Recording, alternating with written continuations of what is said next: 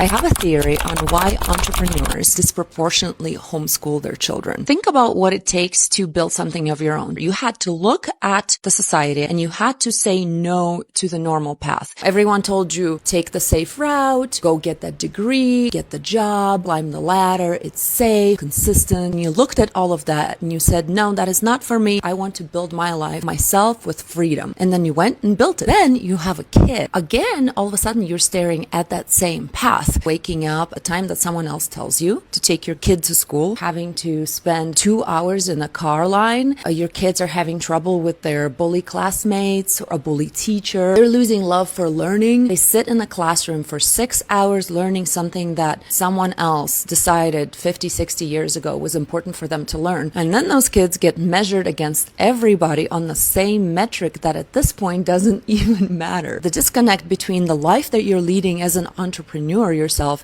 and what you're putting your kids through becomes very, very apparent, because you already know from your own life that the default path is not the right path, because you've learned the most useful things by failing, trying, by learning everything yourself in a self-directed path. It's really hard to hand to your kid a system built on the exact opposite what you've seen works. So that's why they don't. It takes maybe a few years in school for most entrepreneurs to see that it's not working, and it's in complete disconnect with how they lead their lives, how they function in a society. It's especially important for people who enjoy travel, because when you're a little bit more home and settled in that community, it doesn't feel as much as of a strain on your lifestyle, especially if you're in the kind of business that requires you to be somewhere at a certain time. It's still kind of a business that fits the system of jobs and factories. But if you're the kind of entrepreneur that is a little bit more flexible, especially those who work from home, and then all of a sudden you're limited by the system that your kid is in, instantly it becomes very, very clear, like, hey, why did I build my life to be